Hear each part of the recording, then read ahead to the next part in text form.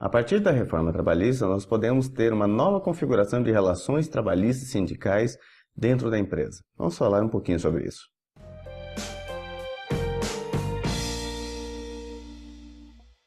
Com as alterações da CLT vindas a partir da reforma trabalhista, nós temos algumas mudanças em relação na relação sindical, seja da empresa com o sindicato ou até mesmo dos trabalhadores com o sindicato.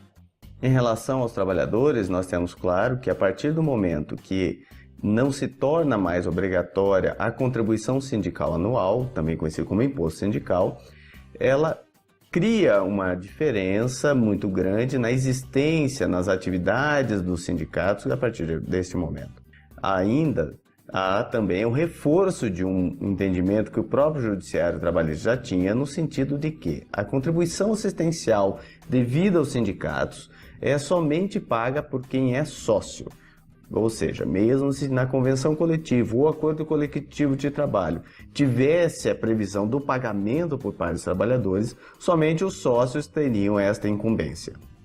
A partir de agora, tanto uma quanto a outra contribuição, seja do tal imposto sindical, que agora não é mais imposto, porque não tem esse caráter de obrigação para todos, e a contribuição assistencial aos sindicatos, elas somente são devidas se o trabalhador expressamente, ou seja, através de um documento, autorizar este pagamento.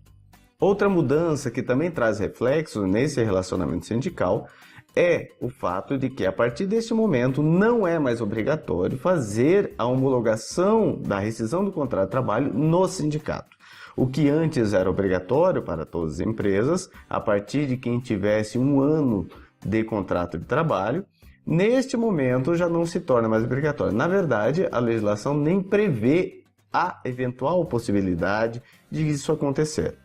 É claro que, se ainda existir em convenção coletiva de trabalho ou acordo coletivo de trabalho esta previsão, ou seja, se em documento coletivo constar a obrigação de que deve ser feita a homologação no sindicato, deve-se continuar com o procedimento até pelo menos o encerramento da vigência deste documento coletivo.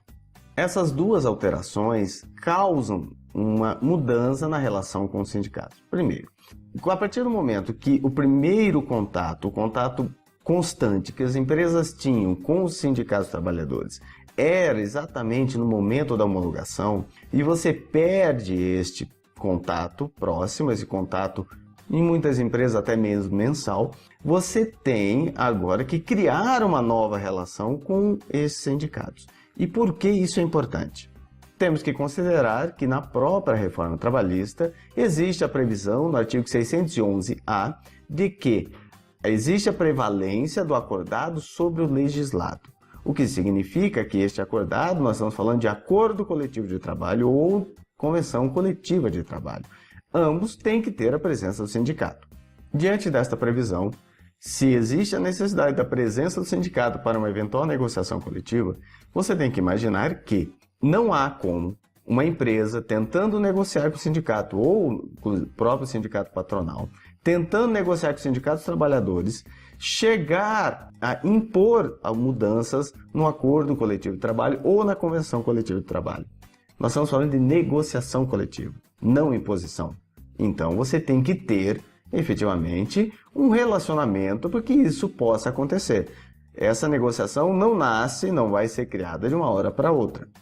Pensando neste caso, pensando nesta situação em que há necessidade da negociação coletiva, ou seja, que há necessidade deste relacionamento, nós precisamos imaginar que as empresas precisam tomar algumas medidas para que isso ocorra com a maior tranquilidade possível. Para isso, eu vou destacar aqui 3 pontos que eu acho realmente importantes para criar essa relação sindical. E, ao mesmo tempo, são pontos importantes para a empresa fazer a gestão de seus trabalhadores, inclusive de terceiros. O primeiro ponto que eu acho essencial, e eu diria que é pelo menos o dever de casa que as empresas deveriam fazer, é o Recursos Humanos, o Departamento de Recursos Humanos, não ser apenas um departamento onde vai se fazer processamento de dados. como, por exemplo, fazer a contratação de trabalhadores, recebendo documentação, fazer o desligamento também, vendo a documentação necessária, os cálculos rescisórios, fazer também, rodar a folha de pagamento. O Departamento de Recursos Humanos ele deve ser um setor onde ele mantém um contato mais próximo aos seus trabalhadores. Desta forma, ele deve sofrer um investimento por parte da empresa. Por quê? Geralmente o Departamento de Recursos Humanos ele é dimensionado, inclusive em orçamento, visando apenas esse tipo de atividade, de processamento de dados, processamento de informações. E nós precisamos mudar um pouco esta cultura. Também é importante que se crie aí o Departamento de Relações Trabalhistas e Sindicais, que pode ser até pessoas dentro do Departamento de Recursos Humanos que vão fazer essa atividade. Só que são pessoas que vão estar ligadas a esta atividade, de preferência de forma exclusiva. Por que isso? Nós temos que imaginar que você tem que criar um relacionamento com os trabalhadores. Tem um sindicalista que costuma me falar o seguinte: não abre espaço para o sindicato atuar, porque se você abrir espaço, o sindicato vai atuar. Outros falam de uma forma diferente, usando outro ditado: se você não cuidar dos seus filhos em casa, alguém fora de casa vai cuidar. O que significa isso? Significa que nós precisamos mudar uma certa cultura que algumas empresas, infelizmente, ainda têm, no sentido de criar um verdadeiro relacionamento de confiança com esses trabalhadores. Como funciona isso? Ouvindo os trabalhadores, ouvindo suas informações, suas necessidades. Não significa que qualquer reclamação ou qualquer insatisfação por parte dos trabalhadores, as empresas vão efetivamente atender dando o que eles querem. Tem que ser feita uma análise dentro do que é possível, o que não é possível, o que entra dentro do escopo do que a empresa pretende atuar junto aos seus trabalhadores. Mas é importante se criar esse relacionamento para que, ouvindo esses trabalhadores e também dando resposta para eles, positivo ou negativo, vai depender do caso, mas dando essa resposta, você cria um relacionamento. E esse relacionamento traga uma confiança.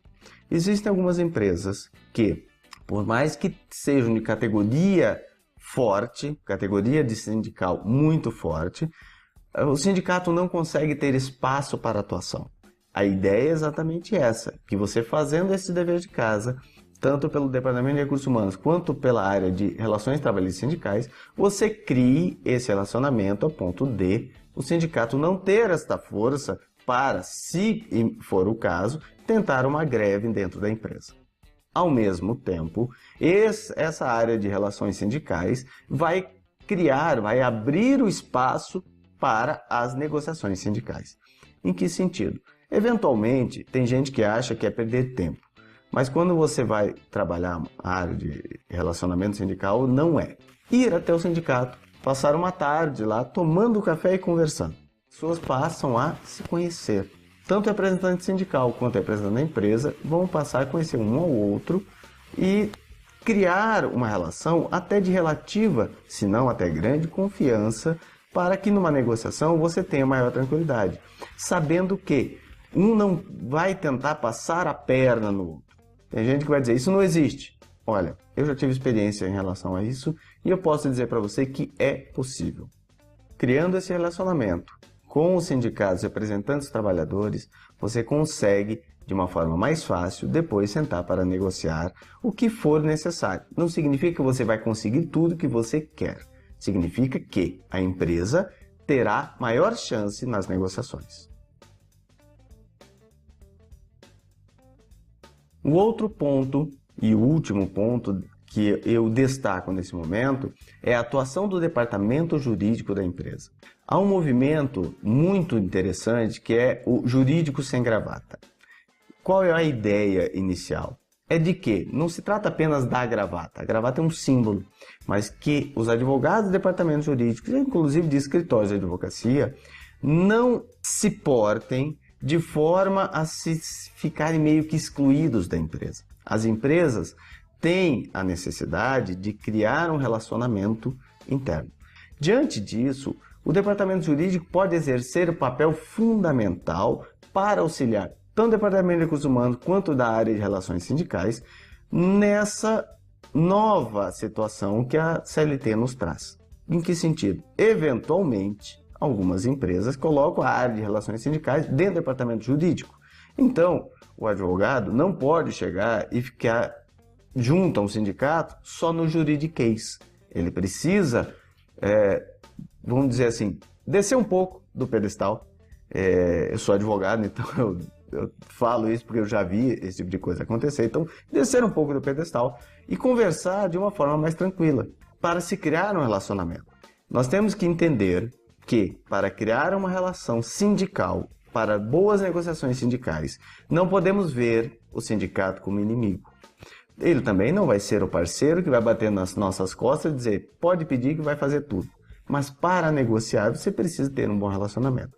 O departamento jurídico vai analisar as questões jurídicas, muitas vezes, dessas negociações, inclusive vai auxiliar muito também na gestão dos terceiros. Por que isso? Porque os terceiros também podem passar pela necessidade de ter esse relacionamento sindical.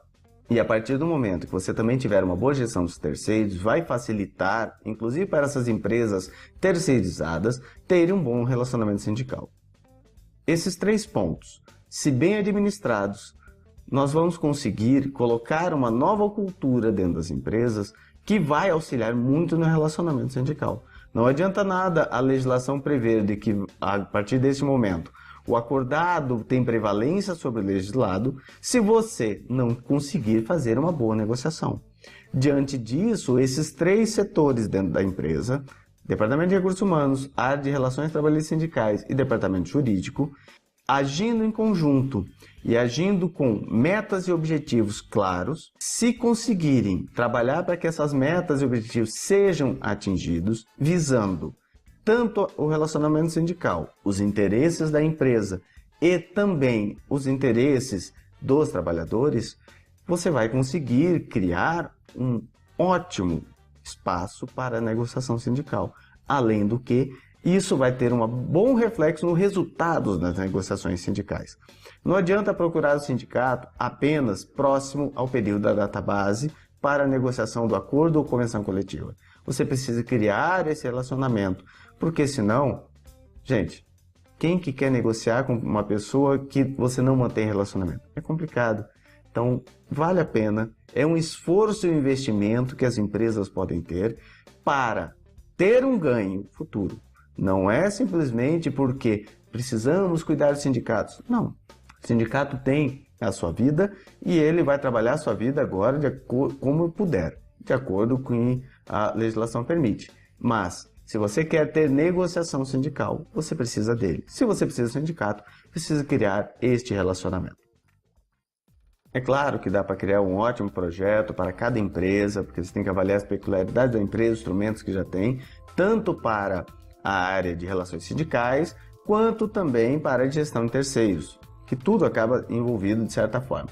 Mas não temos tempo agora, o vídeo é curto para isso e tem que avaliar também as empresas. Mas ainda assim é importante que se crie isso para não só ter o ganho do relacionamento sindical, mas também para que se crie um bom clima organizacional, a ponto de você não ter problemas que dê espaço para o próprio sindicato atuar. É isso, espero que você tenha gostado, espero que tenha sido útil. Divulgue essa ideia desse relacionamento sindical, divulgue esse vídeo e quem sabe a gente consegue criar realmente uma nova cultura, aproveitando que a legislação nos oportuniza nesse momento a partir da reforma trabalhista. Obrigado, até a próxima.